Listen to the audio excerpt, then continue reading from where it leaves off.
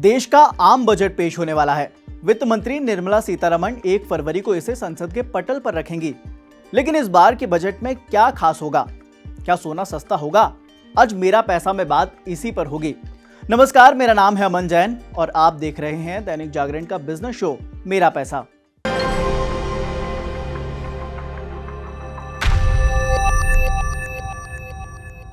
सीधा खबर पर आते हैं। पिछले बजट के बाद सोना और चांदी काफी ज्यादा सस्ता हो गया था क्योंकि वित्त मंत्री ने कस्टम ड्यूटी घटा दी थी। इस बार भी ज्वेलरी इंडस्ट्री वित्त मंत्री निर्मला सीतारमण से गोल्ड पर जीएसटी घटाने की गुहार लगा रही है। अगर सरकार उनके सुझाव को मानती है तो इस बार भी बजट के बाद गोल्ड सस्ता हो सकता है। सोने पर जीएसटी की मौजूदा दर 3% है। इसका मतलब है कि अगर आप 10,000 रुपए का सोना खरीद रहे हैं तो उस पर 300 रुपए जीएसटी देनी होगी। जेम्स और ज्वेलरी इंडस्ट्री 2025 में सोने पर गुड्स और सर्विसेज टैक्स की दर घटाने की मांग कर रही है। इंडस्ट्री का कहना है कि मौजूदा 3% जीएसटी काफी बड़ा बोझ है, जिसका प्रतिस्पर्धा पर बुरा असर पड़ता है। इससे रोजगार का अवसर भी कम होता है। इंडस्ट्री की डिमांड है कि इस बार बजट में गोल्ड पर जीएसटी रेट को 3% से घटाकर 1% किया जाए।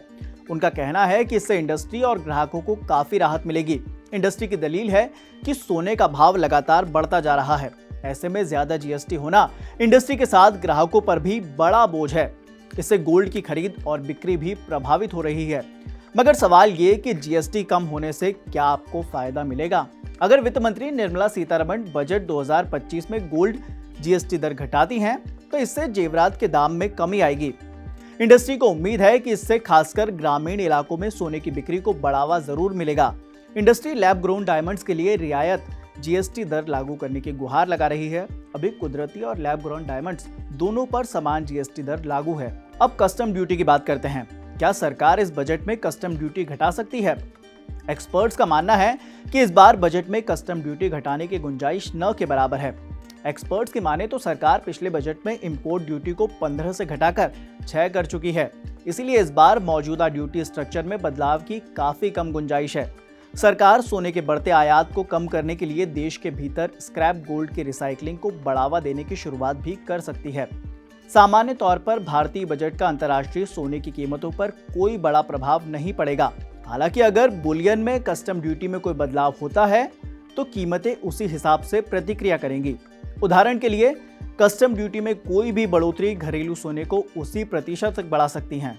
ऐसे में ज्वेलरी इंडस्ट्री को उम्मीद है कि बजट 2025 में नीति निरंतरता जारी रहेगी, जिसका इंडस्ट्री को फायदा होगा।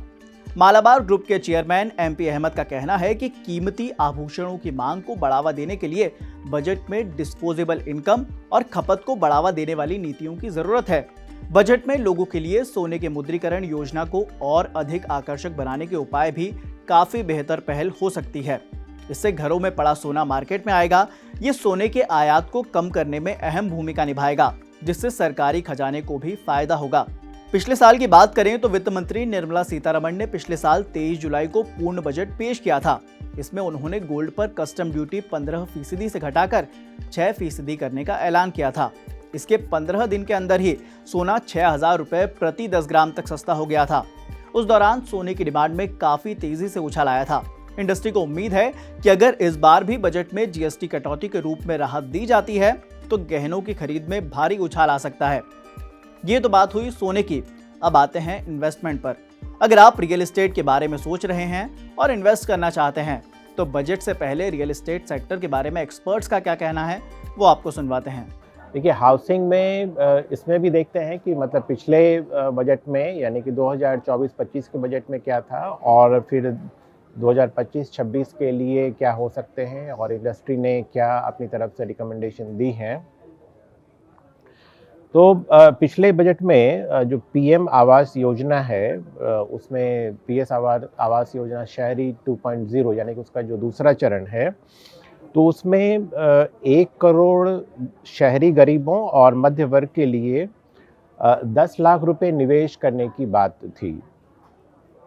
अब कितना निवेश हो पाया है शायद इस बजट में इसका पता चले। और एक प्रावधान था टैक्सेशन से जोड़ लेकर के कि जो घर किराए पर दिया जाता है तो उसको किसी भी कंडीशन में बिजनेस या प्रोफेशन पेशे से उसकी आय में उसको शामिल नहीं किया जाएगा, बल्कि उसको सिर्फ आवासीय संपत्ति से होने वाली आय में ही गिना जाएगा। ये था एक टैक्स से जुड़ा हुआ प्रोविज़न। अब देखते हैं कि इस साल के लिए क्या संभावना है। तो इस बार जो इंडस्ट्री है वो ख़ास करके उसका जोर ये है कि जो अफोर्डेबल सेगमेंट है उस पर सरकार ध्यान दे, क्योंकि उसमें जो बिक्री है उसकी डिमांड कम हुई है और उसमें सप्लाई भी कम हुई है। तो थोड़ा सा इसके बारे में मैं आपको आंकड़ा देना चाहूँगा। और ये जो डिफरेंस है कोविड से पहले और कोविड के बाद का काफ़ी बड़ा अंतर दिखता है।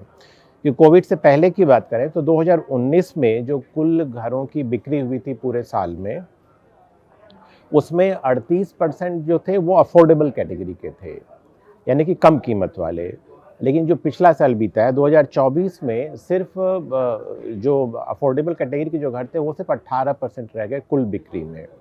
तो यानी कि आधे से भी कम हो गया इनका रेशियो जो है।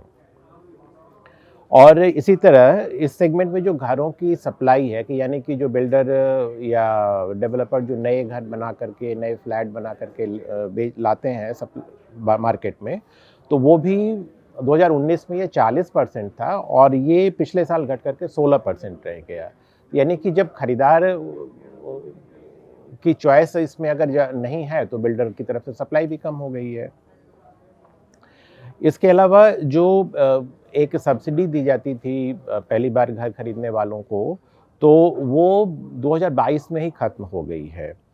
तो इंडस्ट्री की डिमांड है कि जो अफोर्डेबल कैटेगरी में जो पहली बार जो लोग घर खरीद रहे हैं उनके लिए ये सुविधा दोबारा शुरू की जाए, तो इससे कुछ घरों की डिमांड भी बढ़ेगी। इसके अलावा एक और सजेशन ये है कि जो 60 स्क्वायर मीटर कारपेट एरिया का जो इसमें क्राइटेरिया रखा गया है, मापदंड रखा गया है, तो इंडस्ट्री का कहना है कि ये पैमाना तो ठीक है, 60 स्क्वायर मीटर ठीक रहे, लेकिन जो इसकी जो कीमत का जो अपर लिमिट थी जो 45 लाख रुपए, वो अब काफ़ी पुरानी हो गई, क्योंकि 45 लाख रुपए में किसी बड़े शहर में अब इतना बड़ा मतलब 60 स्क्वायर मीटर कारपेट एरिया वाला घर मिलना बहुत मुश्किल है। खास करके मुंबई में तो संभव ही नहीं होगा, और दिल्ली या दूसरे महानगरों में भी मतलब शायद ही कहीं पर इस 45 लाख में इतना बड़ा घर मिले। तो इंडस्ट्री की ये भी डिमांड है कि इस लिमिट को, प्राइस लिमिट को बढ़ाया जाए, ताकि थोड़ी ज़्यादा कीमत वाले घर इसके दायरे में आएँ, तो उससे अफोर्डेबल सेगमेंट में फिर घरों की बिक्री बढ़ेगी।